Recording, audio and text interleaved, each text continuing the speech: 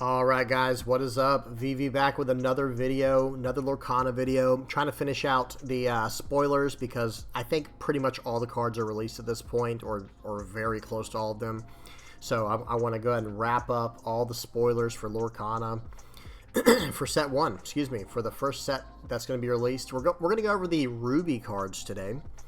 Real quick, just to specify, the website that I'm using is called Lorcania.com. Shout out to the person in my comments that recommended this website. It is excellent. Excuse me. They have really kept up to date with all of their updates as they've gotten them. So, okay, guys, we're going to start here at Rapunzel because the rest I have gone over in a previous video. If you want to know what I say about these cards, just check out my first Lorcana video on Ruby, and you'll see what I have to say there.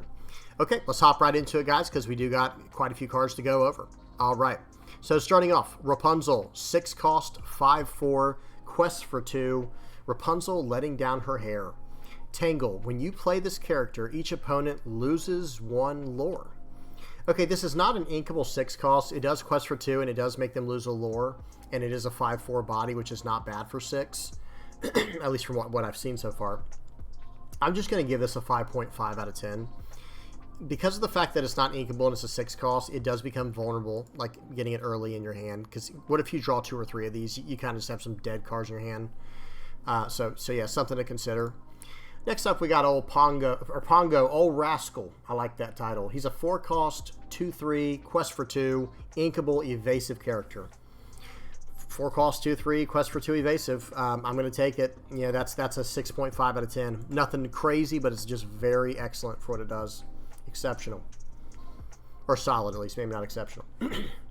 Okay, 2 cost, Gaston. He's a 4/2, reckless character. This character cannot quest and must challenge each turn if able. So there you go. This character does not and cannot quest. He has no lore counters. Doesn't matter if he did. He can't quest anyway because he's reckless. He is a 2 cost, 4/2. That is very powerful, right? That's a big character. And it is inkable. Arrogant Hunter. I think this card's actually really good, believe it or not. I know it can't quest, so late in the game you're going to be using it either as a cycle card or as ink. That's it. But early in the game, you know, dropping this on turn 2, you're going to be able to deal with anything they play from there on to like turn 4 or 5. You know what I mean, or anything past that. Yeah, he can't. You know, he can't do anything if they're not attacking or anything, but. It's still a solid. I'm going to give it a 5 out of 10. I don't think it's insane, but I don't think it's bad either. Against certain decks, it'll probably be really good. Okay, let's keep going. All right, perfect. We got LaBouffe, right? What was that his name? I think that was his name. LaFou. LaBouffe. We got LaFou here. Fan the Flames. 1 cost, action, inkable, ready, chosen character. They cannot quest for the rest of this turn. I have a deck tech dedicated to this card and a few others in red, like Mulan. Dragonfire's in it, but it's not really about that. But Mulan and Fan the Flames basically are allowing you to do some really nasty stuff. Because remember, lead by example for Mulan, 5 cost, 4/5. During your turn, whenever this character banishes another character in a challenge, your other characters get +1 lore this turn. So the idea was you attack with this character to banish something, everything gets +1. You play Fan the Flames to ready the character. They can't quest for the rest of the turn, but who cares? You're just going to attack again. Your character's going to get another lore, so now your characters are questing for +2 lore all turn. You know, it's just very powerful. And I think this card has a lot of utility as well. I'm going to give this card like a 7.5 out of 10. It can stand characters up so that they're protected, or so you can attack again. You know, you can quest once with them, stand them up, attack with them, or sing with them. You know, it has a lot of utility. I think Fan the Flames is very good. I'm going to give it a 7 out of 10 or 7.5 out of 10.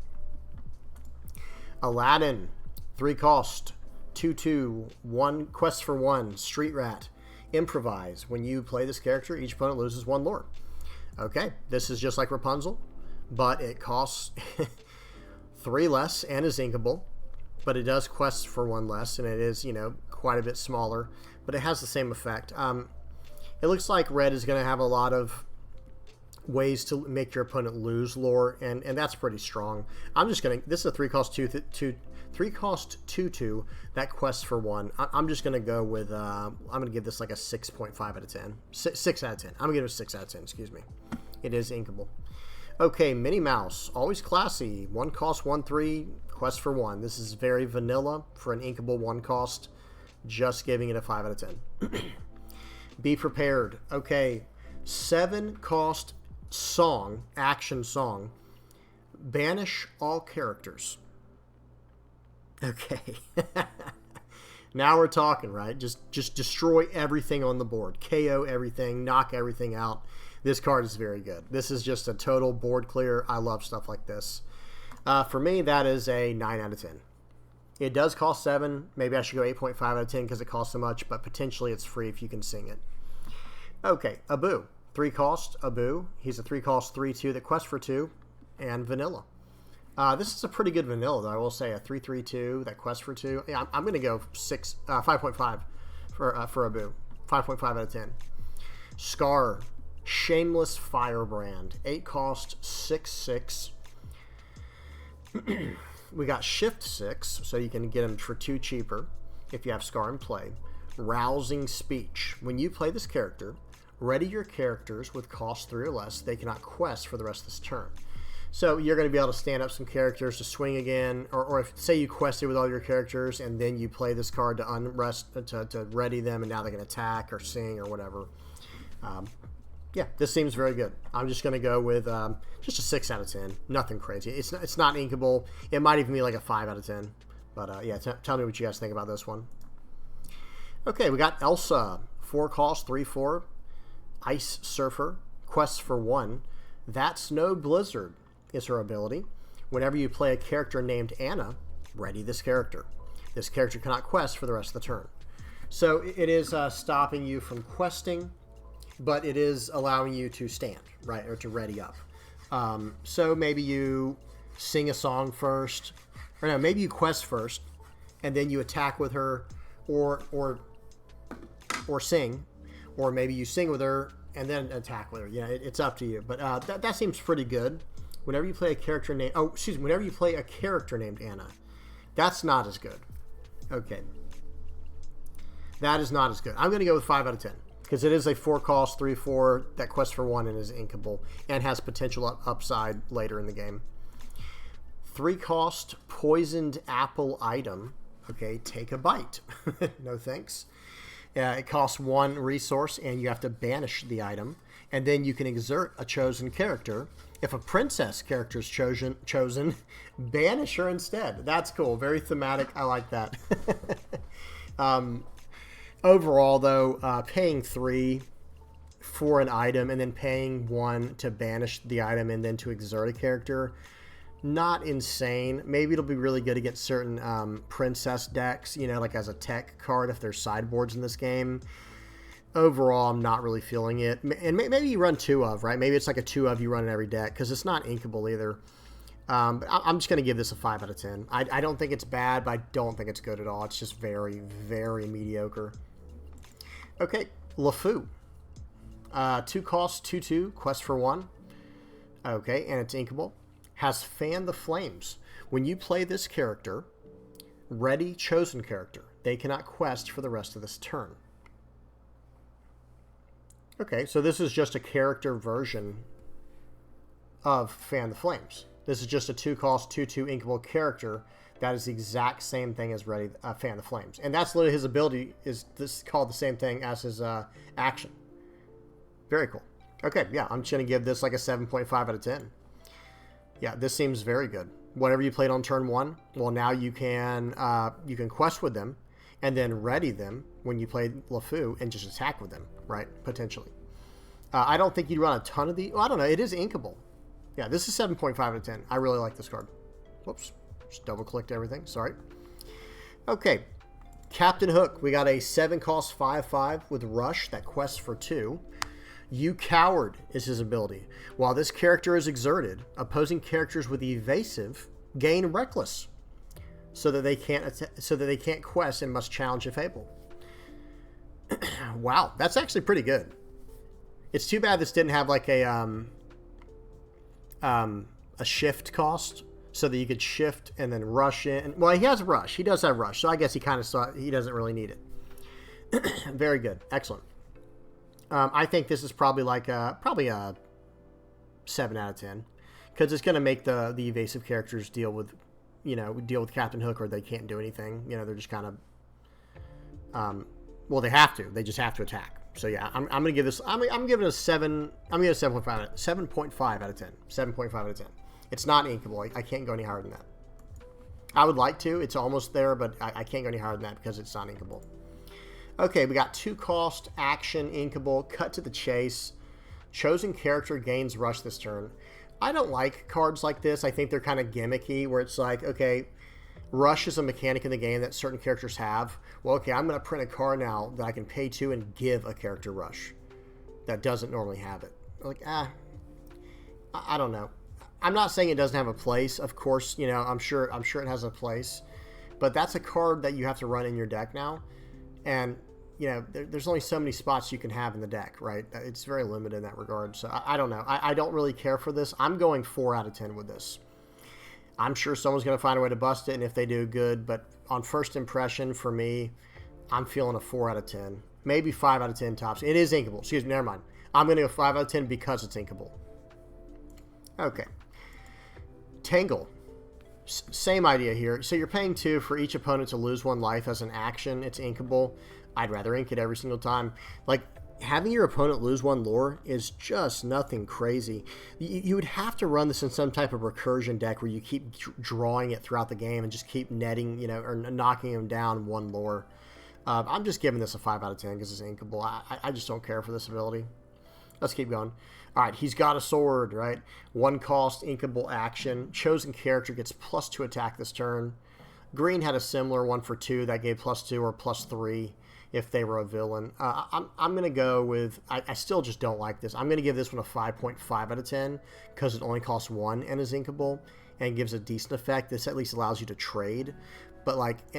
yes, Rush can allow you to trade, but you have to have the character already down. Whereas...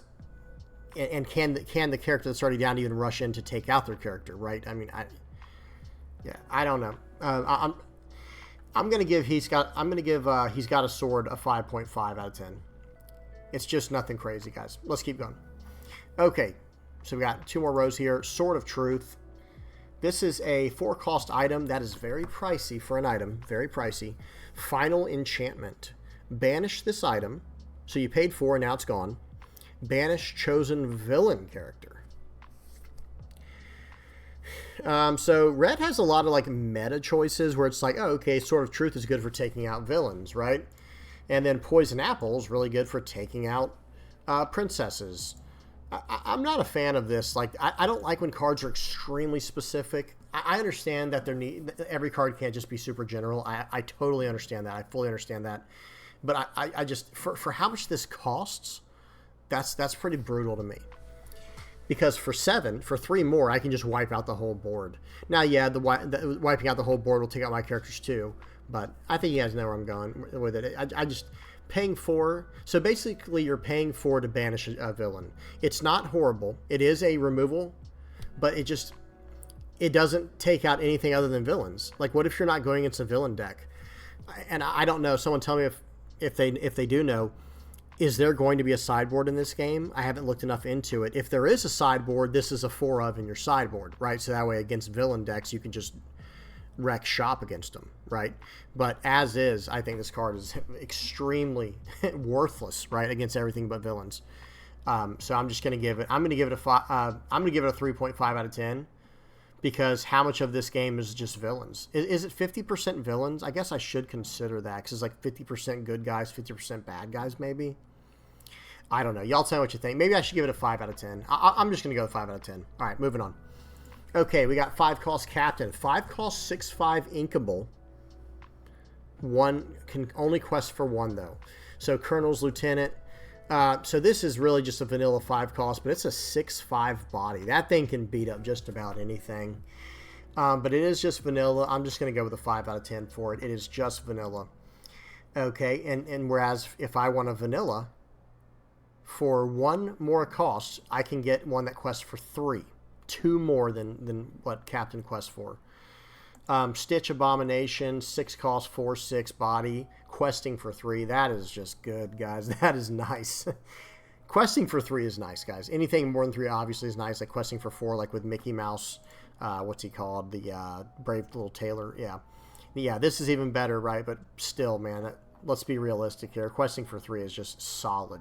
And this is just a nice little vanilla. So I'm going to give this a 6 out of 10 for a vanilla because it quests for 3.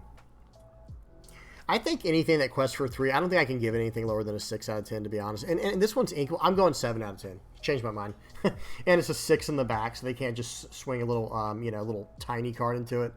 Yeah, I'm going 7 out of 10, guys. It might need to be higher. Y'all tell me what you think. Okay, moving on. Shield of Virtue. This is a 1-cost item, inkable. I like that already. Okay, 1-cost item, inkable. And let's see what it does. Exert and pay 3, ready chosen character. They cannot quest for the rest of this turn. The effect or the ability is not incredible. It does take 3, but it does stay around. So you're going to be able to use this effect more than once, theoretically. And it's inkable. It costs 1. It costs 3 to activate, but 1 to put down. I'm going to go, like, this is okay with me. I'm okay with this because it protects your characters. Yeah, I'm going with a 7 out of 10. This is a 7 out of 10 for me. And it would go very nicely in the combo deck that I made. It would go very nicely in the combo deck that I'll be playing, I should say. Okay. I think I'll be playing. We'll see how the meta turns out and everything. You got to see how things go. But I'm very interested in playing a Sapphire Ruby combo deck. And if you want to know what deck I'm talking about, you can look at it in my videos. I think I titled it like OTK, Lorcana OTK deck or something like that. OTK stands for 1 turn kill. Okay, so we got Maui, 5 cost, 6/5, inkable with Rush and Reckless. So he cannot quest, but he just goes to town here, man. Hero to all, Maui. 5 cost, 6/5, inkable that has Rush. Like I said, he's Reckless, so you cannot choose to, quest with him. But man, he is a real bruiser at 5. I'm going to give that a 6. I'm going to give that a 7 out of 10. 7 out of 10 because it's also inkable. Okay, we got Moana, Chosen by the Ocean. This is not who you are, is her ability. She's a 5 cost 2/6 that quests for 2. She's inkable. When you play this character, you may banish chosen character named Teka. Or Tika. Well, that's pretty specific. That's completely worthless. This is like the worst card printed so far for me. It is at least a 5 cost inkable 2/6 that quests for 2. So I would consider this a 5 cost 2/6 vanilla card that quests for 2. Okay, 5 out of 10. Yeah, that is worth. I mean, like, do we know if people are even going to play Teka or Tika? I don't see any other Teka. Yeah. Let's see. I got to skip Peter Pan real quick and see what Teka is. The burning one. 6 costs, 8/6 with Reckless. It can't even quest for anything. It has no it cannot it's not inkable. I'm sorry, guys. If I need to take out a villain, I guess instead of paying 5, I'm just going to pay 4 for that Sword of Truth we were just joking about. Or Maui can just take that character out at 5 as well. I don't know. Well, I guess, yeah, then I'd want to run Moana because she can at least quest for 2. Well, I don't know, actually. Long story short, I don't see how Moana's ability is justifiable. Why would you ever have an ability this specific? Like, going for villains was specific enough for me where I was like, okay, anything more than this and it's just crazy. But this is just 1 card. This takes out literally just 1 card. Now, there might be more Teka cards that come out in the future. But, yeah, I don't know, guys. I'm not a huge fan of Moana. Maybe I'm missing some. Y'all tell me if I'm missing, like, some crazy combo. Anyway, 5 cost, 2/6, gain 2. We'll give that a 5 out of 10. 3 cost Peter Pan, Fearless Fighter. 3 cost 3/2 the quest for 1 with Rush. Yeah, nothing special here. Rafiki, same thing for purple. 3 cost 3/3 that quest for 1, if I'm not mistaken, with Rush. I'm going to give this a 5 out of 10. I'll give it a 5.5 out of 10 because it does have Rush. It's not inkable, though, same as Rafiki, but I'm going to go 5.5 out of 10 with that. And Teika, the one we were just looking at, this is a 6 cost, not inkable, cannot quest, is reckless, swings for 8, blocks for 6. Fine card, you know, the card's fine. Like, it's very highly, you know, you're getting some big cards in red, right? Like with Maui, you're getting some big cards that can attack, you know, right when they're played. You know, Maui has rush. But I just don't know how much I need this, right? Do we know how fast the meta is even going to be? I mean, from all the games I've seen, most games are kind of over around, well, not most games. Some games I've seen are kind of just over around turn 7 and 8, maybe 9 and 10 at the most. So, like, getting this card down turn 6, it doesn't have rush. So, swinging turn 7, the game might just be over, right? Or basically over. And you wasted your turn 6 playing a takeoff. I'm going to go with 5 out of 10 just because it is so large for its stats, you know, like for what it costs. But 5 out of 10. Okay, guys, that's it for Ruby. I really like this picture for Sword of Truth. I have to say that. I really like the picture. And Shield of Virtue. Sword of Truth and Shield of Virtue, man. Very cool names. And I'm actually a bigger fan of Shield of Virtue, but it's because I want to run it in a combo deck. I'm not going to lie to you. But Sword of Truth, it definitely has a place against villains. What else did Red have for Ruby? Poison Apple was really cool as well. I really like how that was with it's like with Sword of Truth. It's like the yin and yang, yin yang version of it. I always mess up how you say that, however you say it. LeFou, Fan the Flames with the ability or the action Fan the Flames. I'm really a big fan of that. Going back even further, Dragonfire, excellent. Mulan, very powerful. Aladdin's very powerful. They have a lot of lore manipulation, which is nice. They can like make them lose lore, make your opponent lose lore. And it seems like they can do a lot of attacking. Like, you know, with Fan the Flames, okay, when you play this character, ready chosen character, they can't quest for that as a turn. So you might, you know, swing to knock down one of their characters, and then, okay, play Fan the Flames or LeFou. Unrest the character or ready the character. Goodness gracious. Ready chosen character, and we'll take out that character too. So, yeah, very, very nice. Red's got some good stuff, and it seems like it's going to be a very good support color for another color that offers a little more. I am left a little bit wanting when it comes to Red. Like, I'm not totally satisfied with everything Red has. Yes, it has some cool cards like this 6-cost Stitch to game 3. Sword of Truth and Shield of Virtue were nice. The Poison Apple was okay. LeFou, like I said, with Fan the Flames. But all these cards kind of require other things. I really like the removal in Red. Like, Be Prepared and Dragonfire. Okay, I'm a big fan of the removal they got. And also Mulan to an extent, right? But everything else just seems a little lackluster to me. Like, it's going to be more of a support color. And maybe you put your big character like your Mickey Mouse, Brave Little Tailor, or Maleficent in. You know, as like a 1 or 2 of in your deck. Or maybe you splash cards like what I was joking about. You know, some Rapunzels, Aladdins, and where was the other one? Tangle, to make your opponent lose lore. But okay, guys, I'm done rambling about it. Y'all tell me what y'all think. Red has some very strong cards, but I will say so far, out of all the colors I've seen, Ruby is actually the one I'm least impressed by. And this is my 4th, you know, one I've fully completed, and I've already made decks with others as well. Like, I've already looked over all the cards, and Red is, unfortunately, my least favorite so far. But I'd like to know what you guys think about it, what y'all have to say about it. Please don't be afraid to leave a comment in the comment section below. Please leave a like and a subscribe. And until next time, guys, peace.